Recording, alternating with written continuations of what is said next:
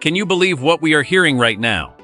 I am literally shaking while recording this because I never thought I would see the day when our Super Bowl hero would walk out the door. We just climbed the mountain, we just tasted the ultimate glory of Super Bowl LX, and now everything feels like it is spinning out of control in the blink of an eye. This isn't just about losing a player, it is about losing the soul of our championship run. I know you feel it too, that sinking feeling in your chest when you realize things will never be the same. We have to talk about what this means for our future, and if we can actually survive this. Kenneth Walker-Threed is officially leaving the Seattle Seahawks, and I honestly do not know how to process this information as a fan who watched him carry us to the promised land. He was the engine of this offense, the guy who made every defender miss and found the end zone when it mattered most, yet here we are watching him walk away in free agency after a record-breaking MVP performance. It feels like a punch to the gut because you would think the front office would do absolutely anything to keep a player of his caliber under center for the long haul. But instead of a massive extension for our superstar running back, we are seeing him head toward the exit while the team focuses on other parts of the roster. The Seahawks are prioritizing keeping the younger core together with massive contracts, but at what cost? We are talking about losing the reigning MVP to the open market.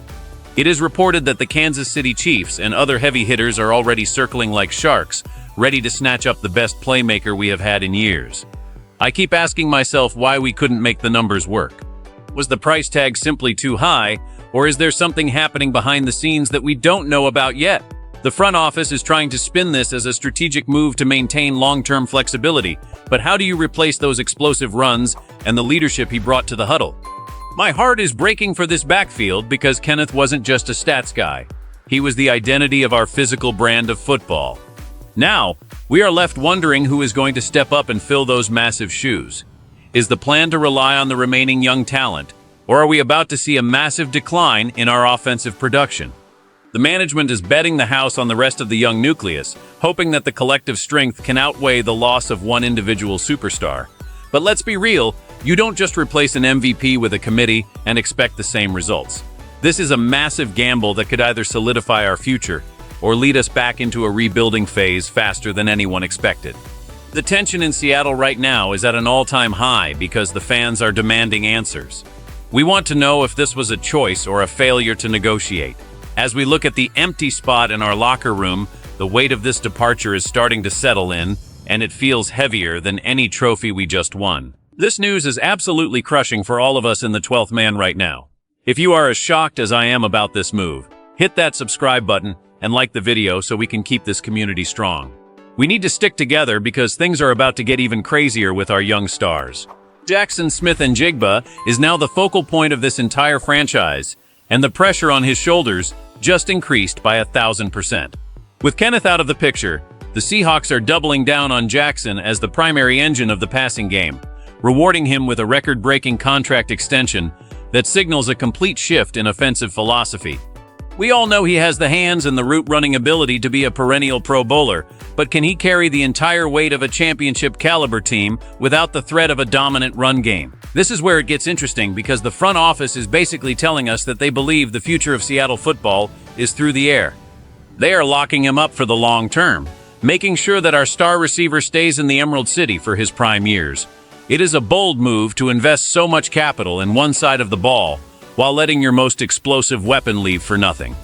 Jackson has shown flashes of being a true number one receiver, and now he is being paid like one of the best in the entire league. But here is the thing that keeps me up at night. Without Kenneth Walker to keep defenses honest, Jackson is going to see double teams and bracket coverage every single Sunday. The impact of this shift cannot be overstated. We are moving away from the ground and pound identity that won us a ring and moving toward a pass-heavy approach led by our young receiving core. The addition of guys like Rashid Shaheed in the mix shows that we want speed, but do we have the toughness to survive in the trenches? Every time Jackson lines up now, he knows the eyes of the entire city are on him to justify that massive paycheck. He has to be more than just a playmaker. He has to be the leader that Kenneth was. The front office is banking on his development to bridge the gap left by the MVP. It is a massive responsibility for a young player, but the Seahawks are convinced he is the cornerstone of this new era. If he thrives, we look like geniuses for building around a modern passing attack. But if he struggles under the weight of being the sole focus of opposing defensive coordinators, this entire plan could blow up in our faces.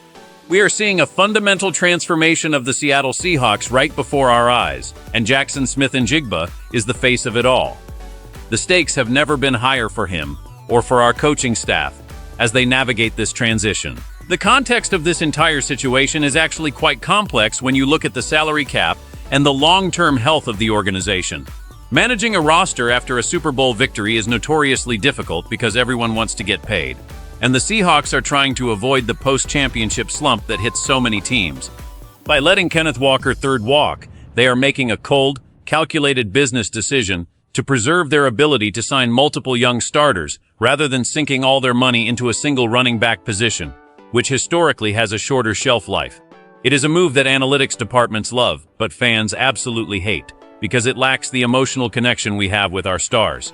The impact on the locker room will be the first thing to watch. How do the veterans react when they see an MVP let go? Does it create a sense of insecurity, or does it motivate the next wave of talent to prove they belong? The future of the Seahawks now rests on the shoulders of this young nucleus and their ability to sustain excellence without their most consistent producer. We are looking at a roster that is incredibly talented but now lacks that veteran superstar presence in the backfield. If the gamble on Jackson Smith-Njigba and the other young extensions pays off, Seattle could remain a powerhouse for the next decade. However, if they struggle to find a replacement for Kenneth's production, we might look back at this offseason as the moment our championship window started to close prematurely. The competition in the NFC isn't getting any easier, and the Kansas City Chiefs getting stronger by potentially adding our former star is a nightmare scenario for any Seahawks fan. We have to trust that the front office has a vision that goes beyond just one season. They are clearly looking at the next 5 years, trying to build a sustainable winner rather than a one-hit wonder. But in the NFL, windows of opportunity are small and fleeting. Every decision carries massive weight. The move to prioritize the young core is a statement of faith in the scouting and development of this coaching staff. They believe they can find the next Kenneth Walker in the draft or through savvy low-cost signings like Rashid Shaheed. It is a high-wire act that requires perfect execution. As fans, all we can do is watch and hope that this aggressive roster management leads us back to the Super Bowl next year. Ultimately, what we are witnessing is the birth of a new identity for the Seattle Seahawks, and it is a bittersweet moment for every single one of us. We are saying goodbye to a legend in Kenneth Walker III, a man who gave us everything and brought a championship back to Seattle. But we are also saying hello to a future built on the explosive potential of Jackson Smith-Njigba and a core of young stars who are ready to write their own history. The meaning of this move goes deeper than just a roster change. It is a test of our culture and our philosophy. Can we remain the dominant force in the league by being ruthless in our management? Or did we just let our best chance at a repeat walk out the door? This is the reality of the modern NFL, where hard choices have to be made every single day. I want to know what you think down in the comments.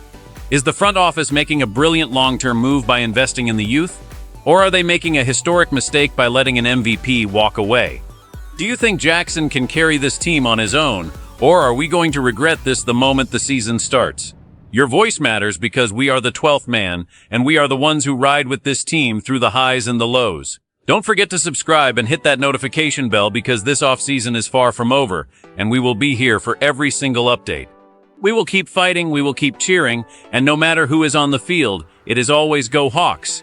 This team has surprised us before, and I have a feeling the story of this new era is just beginning to be written. Let's see if we can prove the doubters wrong one more time.